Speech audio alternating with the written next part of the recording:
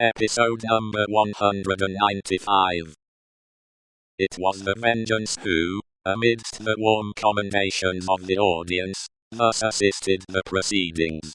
The President rang his bell, but the Vengeance, warming with encouragement, shrieked, "I defy that bell!"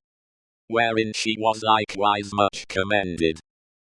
Inform the tribunal of what you did that day within the Bastille, citizen.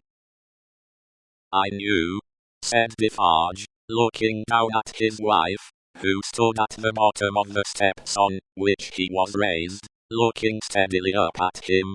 "I knew that this prisoner, of whom I speak, had been confined in a cell known as 105, North Tower. I knew it from himself. He knew himself by no other name than 105, North Tower, when he made shoes under my care. As I serve my gun that day, I resolve, when the place shall fall, to examine that cell. It falls. I mount to the cell, with a fellow citizen, who is one of the jury, directed by a jailer. I examine it, very closely. In a hole in the chimney, where a stone has been worked out, and replaced, I find a written paper. This is that written paper. I have made it my business to examine some specimens of the writing of Dr. Manette. This is the writing of Dr. Manette. I confide this paper, in the writing of Dr. Manette, to the hands of the President.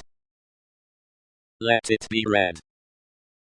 In a dead silence and stillness, the prisoner under trial looking lovingly at his wife only looking from him to look with solicitude at her father, Dr. Manette keeping his eyes fixed on the reader, Madame Defarge never taking hers from the prisoner, Defarge never taking his from his feasting wife, and all the other eyes there intent upon the doctor, who saw none of them. The paper was read, as follows. X. The substance of the shadow. I, Alexander Manette, unfortunate physician, native of Beauvais, and afterwards resident in Paris, write this melancholy paper in my doleful cell in the Bastille, during the last month of the year, 1767. I write it at stolen intervals, under every difficulty. I design to secrete it in the wall of the chimney, where I have slowly and laboriously made a place of concealment for it. Some pitying hand may find it there, when I and my sorrows are dust. These words are formed by the rusty iron point with which I write with difficulty in scrapings of soot and charcoal from the chimney, mixed with blood, in the last month of the 10th year of my captivity. Hope has quite departed from my breast.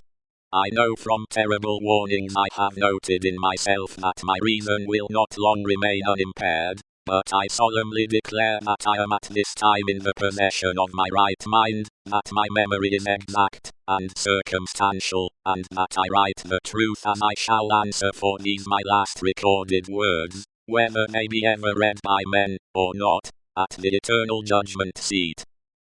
One cloudy moonlight night, in the 3rd week of December, I think the 22nd of the month, in the year 1757, I was walking on a retired part of the quay by the Seine for the refreshment of the frosty air, at an hour's distance from my place of residence in the street of the School of Medicine, when a carriage came along behind me, driven very fast. As I stood aside to let that carriage pass, apprehensive that it might otherwise run me down, a head was put out at the window, and a voice called to the driver to stop.